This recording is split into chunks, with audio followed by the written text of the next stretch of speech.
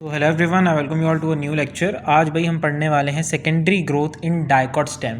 अब किसी भी डाइकॉट स्टेम के अंदर जो सेकेंडरी ग्रोथ होती है उसमें मैं तुम्हें दो चीज़ें पढ़ाऊंगा, एक वैस्कुलर कैम्बियम की एक्टिविटी और एक कॉक कैम्बियम की एक्टिविटी। ठीक है, तो सबसे पहले बेसिस देख लेते हैं कि एक सेकेंडरी ग्रोथ हम कहते किसे हैं। तो जो प्लांट की इनिशियल ग्रोथ होती है वो तो भाई होती है उसकी प्राइमरी एपिकल मेरिस्टेम से, जो उसकी लेंथ वाइज ग्रोथ करने का काम करता है। ठीक है, लेकिन जब मैं बात करूँ सेकेंडरी ग्रोथ के बारे में, तो सेकेंडरी ग्रोथ जो है उसकी डायामेट्रिक ग्रोथ होती है, माने उसकी चौड़ाई को बढ़ाने में काम आती है। ठीक है, तो डायामेट्रिक ग्रोथ है, यानी कि डायामेट्रिक ग्रोथ कराते टाइम किसकी एक्टिविटी इंपॉर्टेंट होगी? It is due to the activity of lateral meristem. दो लेटरल मेरिस्टेम्स की बात होगी, वैस्कुलर कैम्बियम एंड कॉक कैम्बियम, जो मैं अलग अलग आपको स्टडी करवाऊंगा। सबसे पहले हम देखते हैं भाई एक्टिविटी ऑफ वैस्कुलर कैम्बियम। उसके लिए आप ये दो डायग्राम्स को याद रखिएगा। ठीक है, पूरे प्रोसीजर में हम यही दो डायग्राम्स को पढ़ेंगे। अब एक वैस्कुलर कैम्बियम बनने का प्रोसीजर क्या होता है, वो यहाँ से स्टार्ट होता है कि किसी भी प्राइमरी डाइकॉट स्टेम का जो वैस्कुलर बंडल है उसके पास इंट्राफेसिकुलर कैम्बियम होता है। ठीक है, ये देखिए, ये मेरा एक डाइकॉट स्टेम का प्राइमरी स्ट्रक्चर है। ठीक है, तो इसके पास जो बंडल्स हैं वो कैसे हैं, उनके अंदर ये यहाँ पे आपका इंट्राफेसिकुलर कैम्बियम प्रेजेंट है। जो सेल्स मेडुलरी रीजन के इनके साथ अलाइन करते हैं, ठीक है, मेडुलरी रीजन के जो सेल्स इन इंट्राफेसिकुलर कैम्बियम के साथ अलाइन कर जाते हैं, ठीक है, वो क्या करते हैं, they dedifferentiates to form interfascicular cambium strip. यानी कि the cells of medullary region जो अलाइंड होते हैं विद इंट्राफेसिकुलर कैम्बियम, वो डी डिफ्रेंशिएट कर जाते हैं to form interfascicular cambium strip. ठीक है, माने मेडुलरी रीजन के सेल्स जो हैं, जो अलाइंड थे इसके साथ इंट्राफेसिकुलर के साथ, वो क्या करके मेडुलरी रीजन के सेल्स डी डिफ्रेंशिएट कर गए, जिसकी वजह से इंटरफेसिकुलर कैम्बियम स्ट्रिप बन गई। अब इंटरफेसिकुलर कैम्बियम स्ट्रिप और इंट्राफेसिकुलर कैम्बियम ये दोनों ज्वाइन हो जाएंगे एंड क्या बना देंगे, मेरा वैस्कुलर कैम्बियम बना देंगे, जो कि एक कंप्लीट रिंग की फॉर्म में होगा। यहाँ पर आप देख सकते हैं कि कंप्लीट रिंग फॉर्म हो गई है।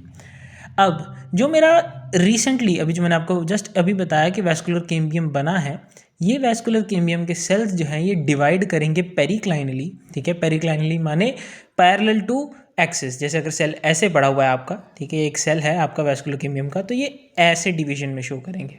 ठीक है, सो पेरिक्लाइनली डिवाइड करेंगे ऑन बोथ साइड्स, यानी क्या बनाते हैं, मदर सेल। माने वैस्कुलर कैम्बियम के जो सेल्स हैं वो पेरिक्लाइनली डिवाइड करते हैं और मदर सेल्स की फॉर्मेशन करते हैं। अगर तो ये आउटर मदर सेल हुआ तो ये डेवलप करेगा इनटू फ्लोएम मदर सेल। अगर ये इनर मदर सेल हुआ तो ये डेवलप होगा इनटू जाइलम मदर सेल।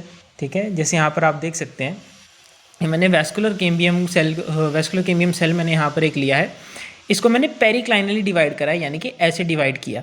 तो मेरे पास एक देखिए यहाँ पर अगर ऊपर का सेल है तो मैंने उसे आउटर मदर सेल बोल दिया, अगर नीचे का सेल है तो मैंने उसे इनर मदर सेल बोल दिया। आउटर मदर सेल किस में डेवलप हो रहा था, फ्लोएम मदर सेल में, तो ये डिफ्रेंशिएट होकर बाद में फ्लोएम सेकेंडरी फ्लोएम बनाएगा। ठीक है, ये वाला हिस्सा बाद में डिफ्रेंशिएट होकर सेकेंडरी फ्लोएम बनाएगा। लेकिन अगर इनर वाला सेल फॉर्म हुआ है एज अ मदर सेल, तो वो बाद में डिफ्रेंशिएट होके क्या करेगा, differentiated, it will differentiate into secondary xylem. ठीक है जी। अब भाई जो अभी हम रिसेंटली वैस्कुलर कैम्बियम पढ़कर आए हैं, आपको पता होना चाहिए कि वैस्कुलर कैम्बियम के अंदर दो टाइप के सेल्स होते हैं, एक होते हैं रे इनिशियल्स, एक होते हैं फ्यूजिफॉर्म इनिशियल्स। जो रे इनिशियल्स होते हैं उनका काम होता है रे parenchyma banana, so they form रे पैरेन्काइमा। एंड जो फ्यूजिफॉर्म इनिशियल्स होते हैं वो बनाते हैं आपके एक्सियल वैस्कुलर टिश्यूज़ को।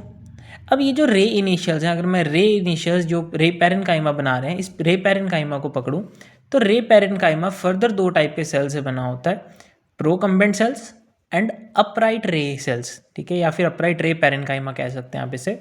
तो ये रे पैरेन्काइमा जो है दो से बना है, प्रोकम्बेंट सेल्स एंड अपराइट रे पैरेन्काइमा, ये इसका डायग्राम होता है।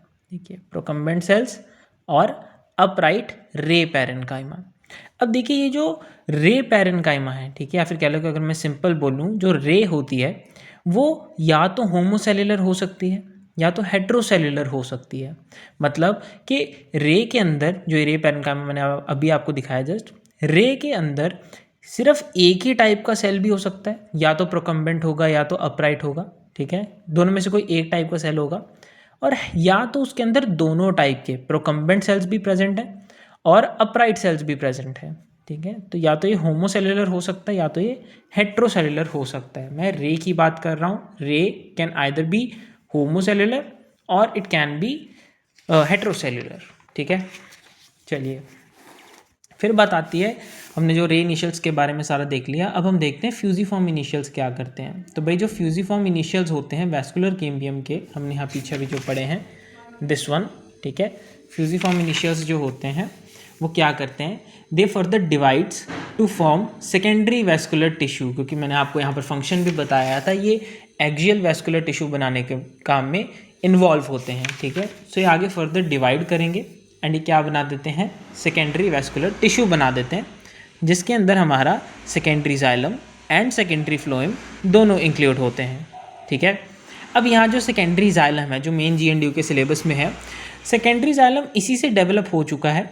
और ये जो सेकेंडरी जाइलम अभी रिसेंटली फॉर्म हुआ है, ये अपने चारों के चारों एलिमेंट्स को डेवलप कर लेगा, फिर चाहे वो वेसल्स हों, चाहे जाइलम ट्रकीड्स हों, जाइलम फाइबर्स या पैरेन्काइमा, ठीक है। ये सभी एलिमेंट्स को क्या कर लेता है, अपने आप ही डेवलप कर लेता है।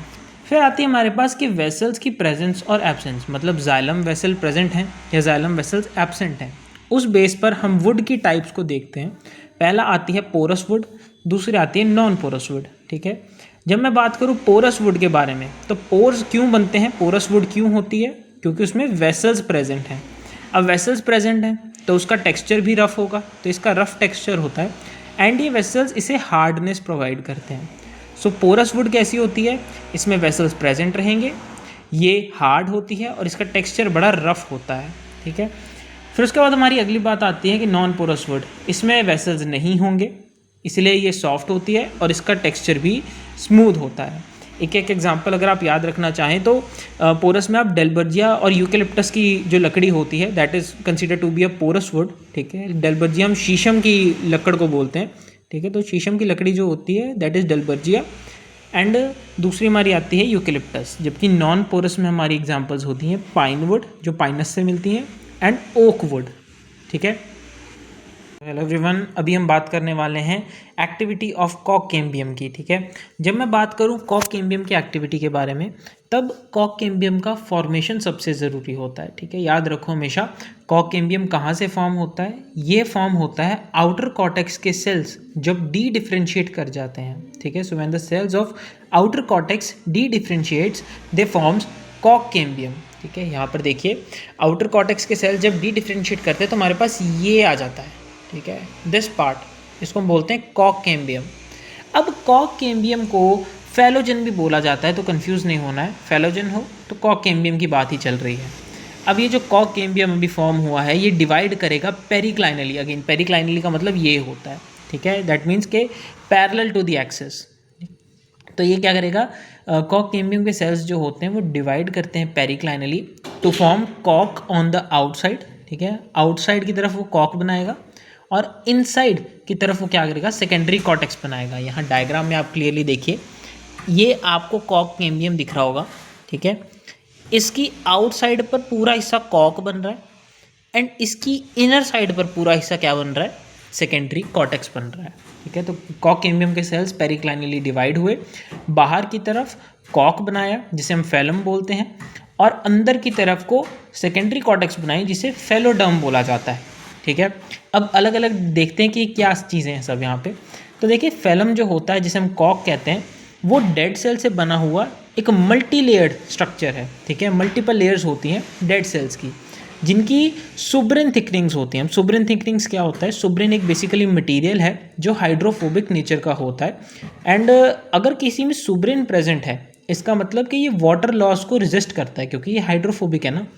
एंड कॉक के सेल्स में कोई भी इंटरसेलुलर स्पेसेस नहीं होती, आप यहाँ भी देखिए कॉक के सेल। सॉरी स्टूडेंट्स, वो बीच में एक कॉल आ गया था जी। तो मैं आपको कॉक के बारे में बता रहा था, कहाँ तक कर लिया था हमने, हाँ ठीक है। मैं आपको सुब्रिन के बारे में बता रहा था कि भाई सुब्रिन जो होता है वो एक हाइड्रोफोबिक मटेरियल होता है, इसीलिए वो क्या नहीं कर सकता, वाटर लॉस को प्रमोट नहीं कर सकता, ठीक है। वो वाटर लॉस को रोक देगा, क्यों, क्योंकि वो खुद ही हाइड्रोफोबिक है। और इनके केस में, कॉक के केस में हमारे पास कोई इंटरसेलुलर स्पेसिस भी नहीं होती। जैसे अगर आप कॉक को यहाँ पर देखो, ये पूरा इसे यहाँ पर कॉक होता है, ठीक है। यहाँ पर हम सेल्स जो है आधे बनाए नहीं हैं, ठीक है, क्योंकि हम डायग्राम, जब बहुत लेंथी डायग्राम होता है तो हम उसका हाफ पार्ट बनाते हैं, ठीक है। तो आप ये समझ लीजिए कि पूरा हिस्सा इसी टाइप के सेल से भरा हुआ है। तो आप देख सकते हैं यहाँ पर इंटरसेलुलर स्पेसिस नहीं है, ठीक है, यहाँ पर इंटरसेलुलर स्पेसिस नहीं है।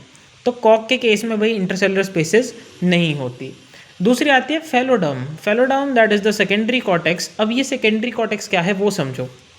Secondary cortex is this part, ठीक है, ये पूरा पार्ट जो है सेकेंडरी कॉर्टेक्स होता है, और ये टिपिकली पैरेनकाइमेटस सेल से बनता है। अब पैरेनकाइमेटस सेल्स हैं तो सारी पैरेनकाइमा वाली प्रॉपर्टीज लिख दो कि भाई पैरेनकाइमेटस सेल्स हैं, इंटरसेलुलर स्पेसेस होती हैं, थिन वॉल्ड होते हैं, लिविंग होते हैं, और इनकी सेल वॉल किससे होती है, सेल्यूलोज से बनी होती है, सेल्यूलोजिक सेल वॉल। फिर आते हैं एक important cheese, that is the lenticels. अब लेंटिसेल्स इससे पहले आपने कहाँ पढ़े थे, न्यूमेटोफोर्स ऑफ मैंग्रोव्स में पढ़े थे, ठीक है, हमने वहाँ पर लेंटिसेल्स देखे थे। तो लेंटिसेल्स जो होते हैं बेसिकली व्हाट आर दे, ये एरेटिंग पोर्स होते हैं, ठीक है, ये एरेटिंग पोर्स होते हैं, माने वो पोर्स जिनके थ्रू हवा पास करती है, present in the region of cork. यहाँ पर आपको देखने को मिलते हैं, ये कॉर्क के बीच में ये पूरा हिस्सा जो है ये लेंटिसेल है, ये पूरा हिस्सा ये लेंटिसेल है, ठीक है। So they are the aerating pores present in the region of cork. Periderm, periderm is nothing, ये फेलोजन, फेलम और फेलोडर्म इन तीनों को मिला के बनता है। माने अगर मैं आपके कॉर्क कैम्बियम, कॉर्क और सेकेंडरी कॉर्टेक्स को एक साथ रख दूं, ठीक है, cork cambium, cork and secondary cortex, तो मेरा ये जो पूरा हिस्सा बन जाएगा इतना, ठीक है, ये क्या आ जाता है, this is called my periderm.